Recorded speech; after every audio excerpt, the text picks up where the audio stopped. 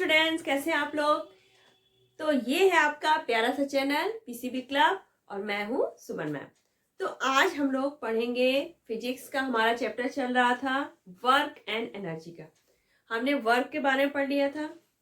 Work के सारे formulas हम लोगों ने कर लिए थे। जब आपका इंक्लाइन प्लेन में अगर फोर्स लग रहा है तब वर्क कितना होगा, जब आपका फोर्स ग्रेविटेशनल फोर्स के अगेंस्ट काम हो रहा है तब वर्क कितना होगा। आज हम लोग पढ़ेंगे एनर्जी के बारे में। आपके जो भी न्यूमेरिकल्स हैं, हमें आज न्यूमेरिकल्स करने थे, लेकिन जो न्यूमेरिकल्स हैं आपके उसमें काइनेटिक एनर्जी, पोटेंशियल एनर्जी और वर्क तीनों मिक्सअप होकर है। इसलिए पहले हम काइनेटिक एनर्जी, पोटेंशियल एनर्जी का फॉर्मूला और ये होती क्या है, इसके क्या रूल्स हैं, ये सारी चीजें पहले हम डिस्कस कर लेंगे। उसके बाद आपके सारे न्यूमेरिकल एक साथ लगाने में आपको इजी हो जाएगा। तो जो हमारा आज का टॉपिक है वो है काइनेटिक एनर्जी। आपके जो सिलेबस में है वो सिर्फ है kinetic energy and potential energy. वैसे तो एनर्जी बहुत टाइप की होती है, जैसे काइनेटिक एनर्जी हो गई, पोटेंशियल एनर्जी हो गई, आपका heat energy, light energy, electrical energy, sound energy, nuclear energy, बहुत टाइप के हैं। लेकिन आपके सिलेबस में सिर्फ 2 है, काइनेटिक एंड पोटेंशियल एनर्जी। तो अब काइनेटिक एनर्जी क्या होती है। काइनेटिक एनर्जी किसी भी ऑब्जेक्ट में है वो होती है ड्यू टू मोशन। अगर हमारी ऑब्जेक्ट मूव कर रही है तो उसमें कुछ ना कुछ काइनेटिक एनर्जी है। जैसे आपने देखा होगा कोई पर्सन बहुत ज्यादा फिजिकल वर्क करता है तो हम लोग कहते हैं उसके अंदर बहुत एनर्जी, बहुत एनर्जेटिक है, यानी कि कुछ ना कुछ वो एक्टिविटी कर रहा है। जैसे हमारी पेरेंट्स या मम्मी क्या कहते हैं कि खाना खा लो, थोड़ी एनर्जी आ जाएगी काम करने के लिए। तो ये एनर्जी हमें किससे मिल रही है, फूड से, मशीन में, फ्यूल से। तो अगर हमारे अंदर एनर्जी होगी तभी हम कोई काम कर पाएंगे। तो काइनेटिक एनर्जी क्या हुआ, जो ऑब्जेक्ट वर्क कर रहा है रेस्ट में आने से पहले उसने जितना भी वर्क किया वो उसकी क्या हो जाएगी, काइनेटिक एनर्जी। यानी कि कोई ऑब्जेक्ट मोशन में है, मूव कर रहा है, तो वो क्या करेगा, कुछ ना कुछ वर्क करेगा। तो जो ये वर्क कर रहा है जब वो मोशन में है तो वो वर्क ही उसका क्या हो जाएगा, काइनेटिक एनर्जी। यानी कि work done by an object equal to इसकी काइनेटिक एनर्जी। काइनेटिक एनर्जी को ई और नीचे आपको स्मॉल सा के लगाना है, ये इससे डिनोट करते हैं। अब जो वर्क डन है ऑब्जेक्ट का, जब तक वो मूव कर रही है कुछ ना कुछ वर्क करेगी, तो ये वर्क ही हमारा क्या है, काइनेटिक एनर्जी। यानी कि काइनेटिक एनर्जी आपका वर्क डन ही है। तो जो यूनिट आपकी वर्क की होती है जूल, वही आपकी काइनेटिक एनर्जी की होगी। काइनेटिक एनर्जी की आपकी एसआई यूनिट क्या हुई, जूल, क्योंकि kinetic energy equal to work done by an object before it come to rest. Rest में आने से पहले वो जितना भी काम कर लेती है वो उस ऑब्जेक्ट की क्या हुई, काइनेटिक एनर्जी। तो इसकी एसआई यूनिट जूल हुई। आपकी काइनेटिक एनर्जी में क्या हुई, स्केलर क्वांटिटी, क्योंकि इसमें डायरेक्शन का कोई रोल नहीं है। अब जैसे किसी ऑब्जेक्ट में काइनेटिक एनर्जी है तो वो कुछ ना कुछ वर्क करेगी। जैसे आपका मूविंग वाटर है तो वो टरबाइन को रोटेट करने की इसके अंदर है पावर, ठीक है। अगर कोई विंड मिल है, एयर के अंदर क्या होगी, एनर्जी होगी, वो विंड मिल को रोटेट कर देगी। आपका जब कोई पर्सन वुड को कट करता है तो क्या करेगा, एक्स को उठाएगा, उसको कट करेगा ना, तो उसमें एनर्जी है तभी वो एक्स को कट कर रहा है, वुड को कट कर रहा है। तो यानी कि एनर्जी है अगर किसी ऑब्जेक्ट में तो वो कुछ ना कुछ वर्क करेगी, और वर्क करते वक्त क्या कर रही है, वो मूव भी कर रही है। तो किसी भी ऑब्जेक्ट में मोशन के कारण जो भी एनर्जी है वो क्या कहलाएगी, काइनेटिक एनर्जी। और जब तक वो मोशन में है तब तक वो जितना भी वर्क करेगी वो उसकी काइनेटिक एनर्जी कहलाएगी। अब काइनेटिक एनर्जी का जो फॉर्मूला है वो कैसे ड्राइव करें। मान लीजिए ये कोई ऑब्जेक्ट है ए, ठीक है, इसका मास है m, ये कुछ वेलोसिटी है इसकी, इनिशियल वेलोसिटी, इस वेलोसिटी से ये मूव कर रही है। अब ये मान लीजिए किसी मीडियम में एम है, मीडियम मान लीजिए यहाँ पर एयर है, ठीक है। अब ये इस मीडियम से जाती है, तो अब एयर है तो एयर क्या होगा, कुछ ना कुछ इसको अपोज करेगा, इसकी मोशन को कुछ ना कुछ अपोजिट डायरेक्शन में फोर्स लगाएगी। तो ये एयर के थ्रू लगने वाला फोर्स है जो इसके मोशन को अपोज करेगा, ठीक है, रेस्ट्रिक्ट करेगा। अब फोर्स यहाँ पर इसको रोकने की कोशिश करेगा, तो इस फोर्स के अगेंस्ट अब इसके अंदर जितनी भी एनर्जी है वो तब तक मूव करेगी जब तक उसकी सारी एनर्जी खत्म नहीं हो जाती। तो मान लीजिए एस डिस्टेंस ट्रेवल करने के बाद यहाँ पर ये ऑब्जेक्ट रुक जाती है, यानी कि इसकी जो फाइनल वेलोसिटी है वो 0 हो जाती है। स्टॉप होने से पहले, रेस्ट में आने से पहले इस ऑब्जेक्ट के पास जितनी एनर्जी थी उस एनर्जी का यूज करके वो एस डिस्टेंस कवर कर ली, ठीक है। एयर के थ्रू लगने वाला फोर्स कितना है, एफ। तो जो हमारा ऑब्जेक्ट है, तो ऑब्जेक्ट का जो वर्क डन हुआ क्या हो जाएगा, फोर्स इंटू एस। वर्क हमारा क्या होता है, जो उस पर फोर्स लग रहा है और जितना वो डिस्टेंस ट्रेवल करती है। तो नॉर्मल हमारा वर्क आ गया फोर्स इंटू डिस्टेंस। अब यहाँ पर आपकी वेलोसिटी जो है इनिशियल क्या है, v वेलोसिटी से जा रही थी, इनिशियल वेलोसिटी आपकी क्या हो गई, v, ठीक है। आपकी जो फाइनल वेलोसिटी है, फाइनल वेलोसिटी वो क्या हो गई, 0, क्योंकि लास्ट में क्या हो गई, ये रुक गई, ठीक है। यहाँ पर हम इस इनिशियल वेलोसिटी को स्मॉल v से डिनोट कर रहे हैं और फाइनल वेलोसिटी को कैपिटल V से। यहाँ पर हमें मोशन का थर्ड इक्वेशन लगाना है, v square equal to u square plus 2as, ठीक है। अब यहाँ पर हम फाइनल वेलोसिटी को कैपिटल V से कर रहे हैं और आपके इनिशियल वेलोसिटी को स्मॉल v से। इससे कोई फर्क नहीं पड़ेगा, हम सिर्फ सिंबल्स चेंज कर रहे हैं, ठीक है। अब यहाँ पर जो हमारा एक्सीलरेशन होगा वो क्या होगा, निगेटिव होगा, क्योंकि यहाँ पे क्या हो रहा है, रिटार्डेशन, क्योंकि यहाँ पे फोर्स क्या कर रहा है, मोशन को रेस्ट्रिक्ट कर रहा है, अपोज कर रहा है, यानी कि हमारी जो बॉडी है उसकी स्पीड क्या हो रही है, रिटार्ड हो रही है, ठीक है। बाद में क्या हुई, स्टॉप हुई। तो यहाँ पे हम एक्सीलरेशन माइनस कर रखेंगे, तो ये आपका हो जाएगा v स्क्वायर माइनस 2as। अब आपकी जो फाइनल वेलोसिटी है वो क्या थी, 0, v स्क्वायर माइनस 2as। पर क्या हो जाएगा, v square equal to 2as, a equal to आ जाएगा आपका v square upon 2s। a की वैल्यू क्या आ गई, v स्क्वायर अपॉन 2s। अब जो हमारा वर्क डन है, वर्क डन इक्वल टू क्या है आपका, फोर्स इंटू डिस्टेंस।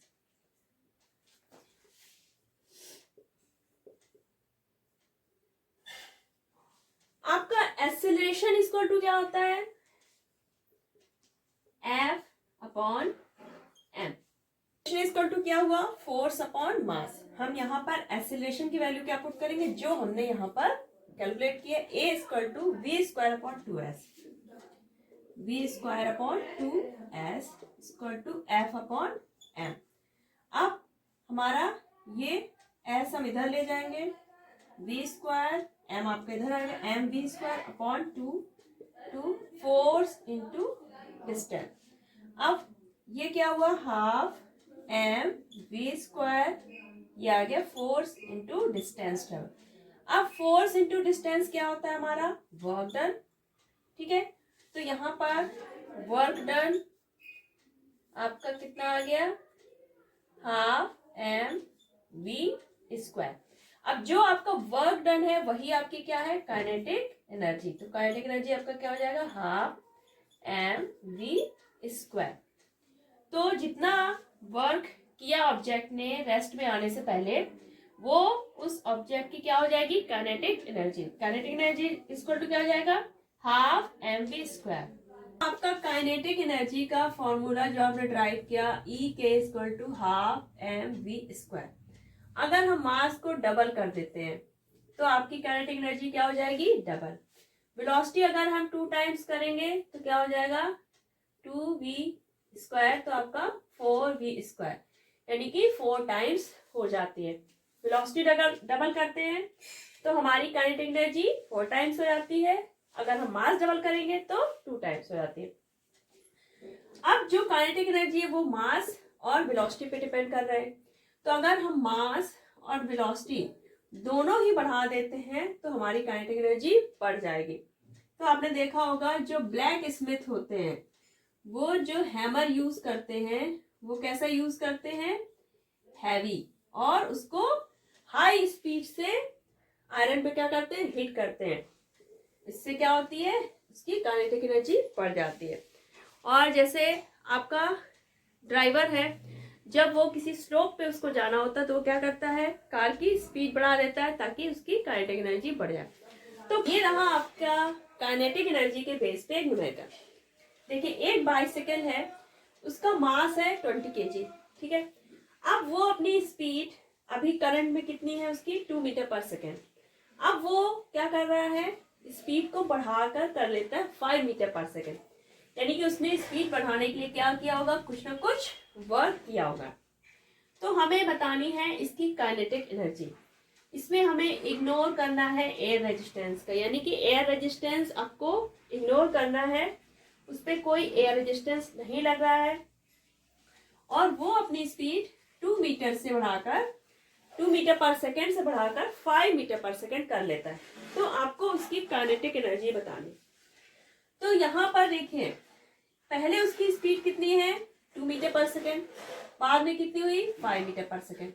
यानी कि जब उसकी स्पीड 2 मीटर पर सेकेंड है तब वो मोशन में है, उसमें कुछ ना कुछ क्या होगी, kinetic energy.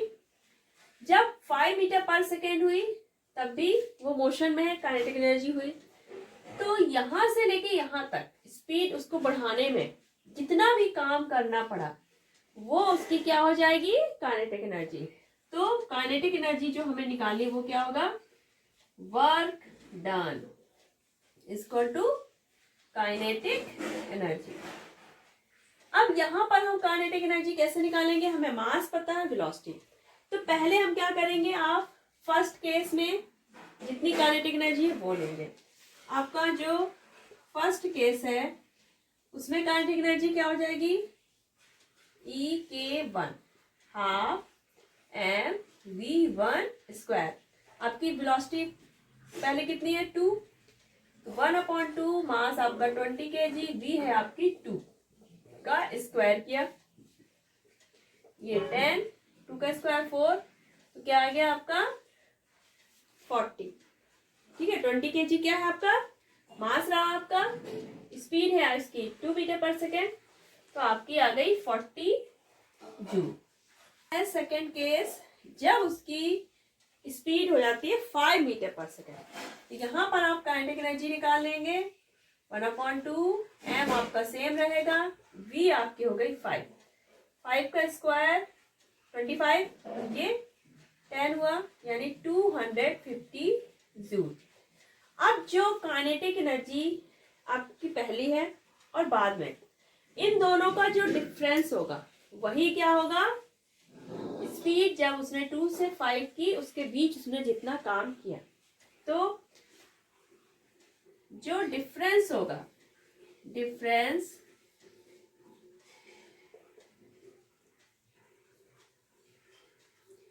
In kinetic energy, kinetic energy में जो डिफरेंस होगा वो होगा इक्वल टू वर्क डन। इस क्वेश्चन में ये पूछा गया है कि जब उसने स्पीड 2 से 5 की तो उसने कितना वर्क किया। तो वर्क डन हमारा क्या हो जाएगा, जो काइनेटिक एनर्जी का डिफरेंस होगा।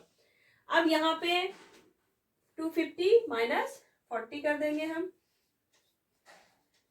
ये आया आपका 210 जूल, यानी उसने 210 जूल वर्क किया जब उसने अपनी स्पीड 2 मीटर पर सेकेंड से 5 मीटर पर सेकेंड किया। क्लियर। पोटेंशियल एनर्जी आपका क्या होता है, पोटेंशियल एनर्जी किसी भी ऑब्जेक्ट के 2 टाइप की हो सकती है।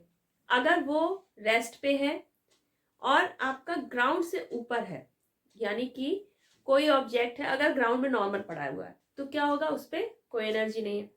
अब हम अगर उसी ऑब्जेक्ट को लिफ्ट करके थोड़ा पोजीशन हाई कर देते हैं, तो हमने क्या किया, ऑब्जेक्ट को ग्रेविटेशनल फोर्स के अगेंस्ट लिफ्ट किया, कुछ ना कुछ काम किया हमने उसको लिफ्ट करने में।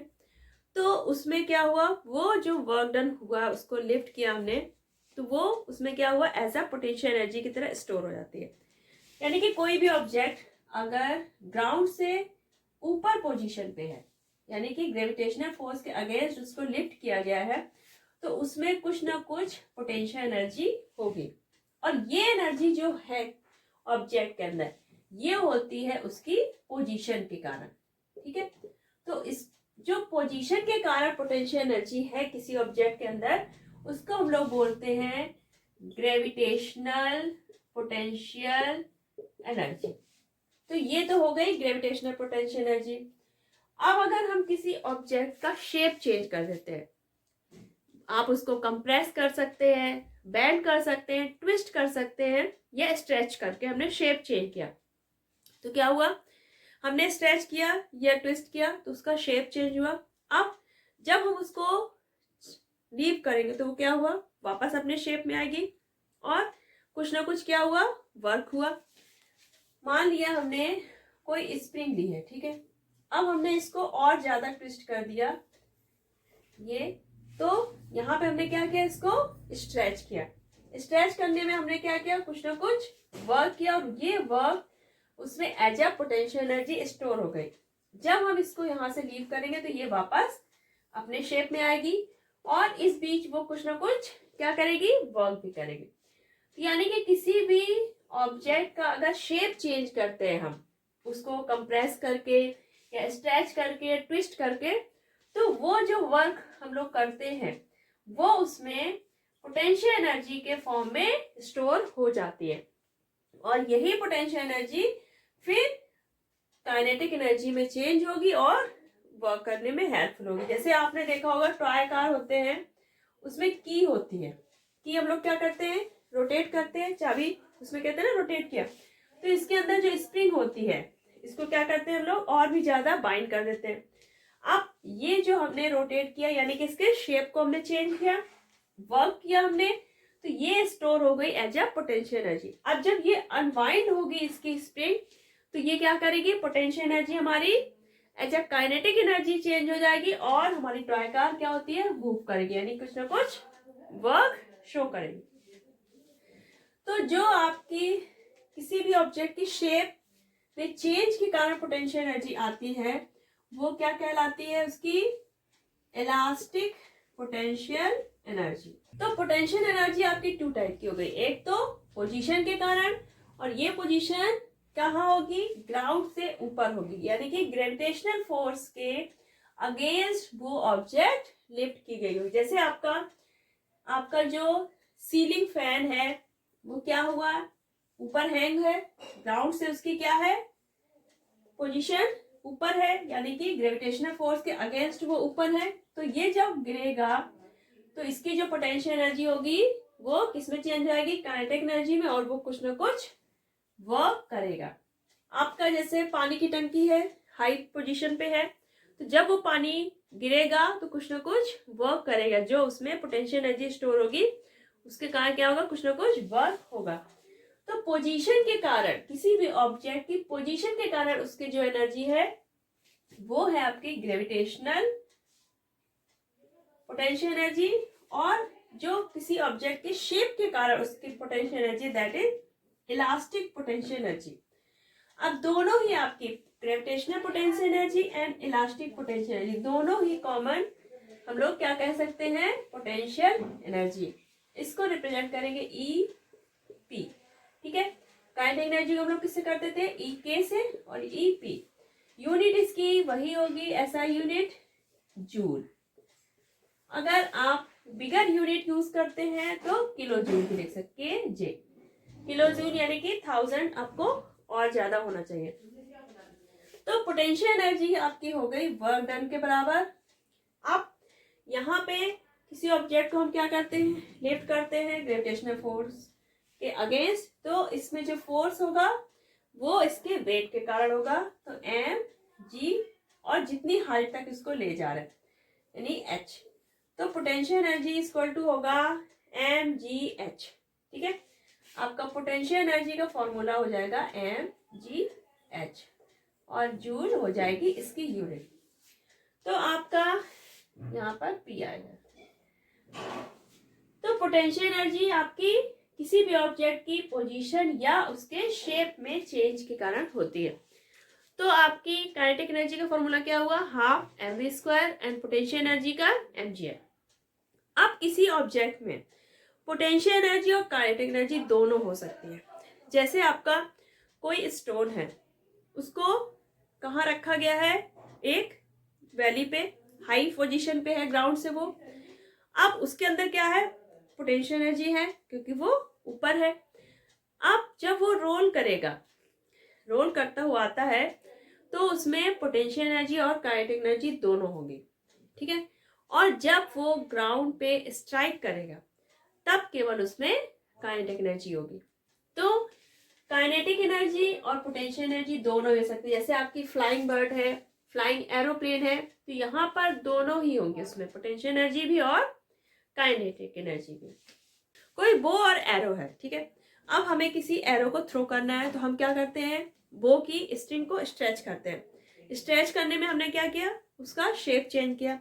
अब हमने स्ट्रेच किया तो हमने क्या किया, कुछ ना कुछ वर्क किया, वो उसमें क्या हुई, पोटेंशियल एनर्जी के फॉर्म में स्टोर हो गई और उसका हमने शेप भी चेंज किया।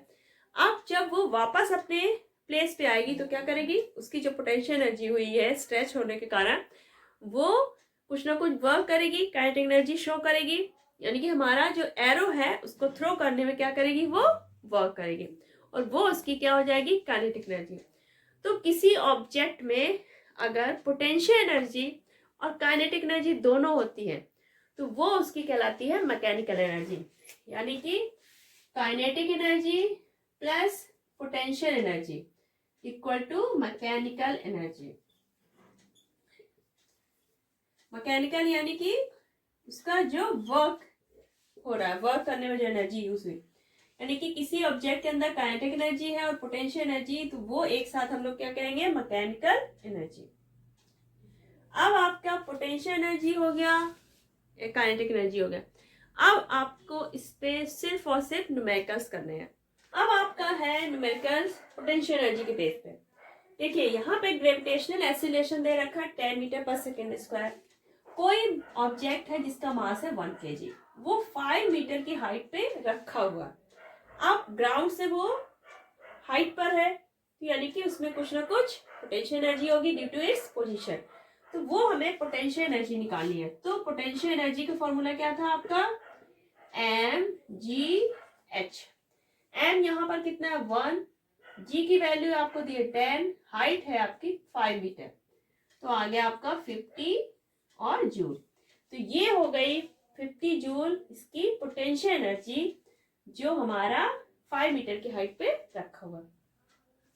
अब एक व्हीट का बैग है, इसमें गेहूं भरा हुआ है और उसका मास है 200 kg। उसकी पोटेंशियल एनर्जी है 9800 जूल। तो आपको ये बताना है वो कितनी हाइट पे रखा हुआ है। अब कुछ ना कुछ हाइट होगी तभी उसके अंदर क्या है, पोटेंशियल एनर्जी है। तो हम सिंपल पोटेंशियल एनर्जी का फॉर्मूला रखेंगे mgh। यहाँ पर आपको पोटेंशियल एनर्जी दे रखी है 9800 जूल, मास आपको दिया है 200 kg, आपको g की वैल्यू दी है 9.8, आपको हाइट कैलकुलेट करनी है। हाइट इक्वल टू हम क्या कर देंगे 9800, ये आपका नीचे आ जाएगा 200 मल्टीप्लाई 9.8, ये पॉइंट हटाया, एक जीरो बढ़ाया, ये आ गया आपका 1000। 1000 को 200 से डिवाइड किया, क्या आ गया 5 मीटर। यानी कि आपका जो व्हीट का बैग है वो 5 मीटर की हाइट पे रखा हुआ। तो इस तरह के आपको अगर सवाल आते हैं पोटेंशियल एनर्जी के बेस पे और काइनेटिक एनर्जी के बेस पे, तो आई थिंक आप बहुत इजीली कर लेंगे। तो आज हम लोगों ने काइनेटिक एनर्जी और पोटेंशियल एनर्जी बहुत अच्छे समझ लिया है। इसके न्यूमेरिकल्स हम लोग नेक्स्ट वीडियो में और ज़्यादा करेंगे, क्योंकि आपके जो न्यूमेरिकल्स दिए हुए हैं बुक्स में, उसमें work, potential energy, kinetic energy सारे मिक्सअप करके दिए हुए। तो आपको वर्क का, काइनेटिक एनर्जी का, पोटेंशियल एनर्जी का तीनों का फॉर्मूला ड्राइव करना और कब कैसे यूज करना है, ये आपको इन दोनों वीडियो में समझ में आ गया होगा। आपको अगर व का फॉर्मूला चाहिए तो आप इसका पहले जो वीडियो अपलोड किया था आपको उसमें देखना होगा। तो अगर आप चैनल पर नए हैं तो फटाफट पीसीबी क्लब सब्सक्राइब कर लीजिए, क्योंकि आपको 9th और 10th की फिजिक्स, केमिस्ट्री, बायो तीनों बहुत ही इजी वे में मिल रहे। यहाँ पर आपको न्यूमेरिकल्स भी सॉल्व कराए जाएंगे, आपको जो उसकी थ्योरी है, कॉन्सेप्ट है, फॉर्मूला है, वो सारी चीजें भी क्लियर की जाएंगी। तो आपको अगर आज का वीडियो पसंद आया हो तो इसको फ्रेंड्स को ज़्यादा से ज़्यादा शेयर करिए और लाइक करिए, और नेक्स्ट वीडियो तक अपना ख्याल रखिएगा। तब तक बाय बाय।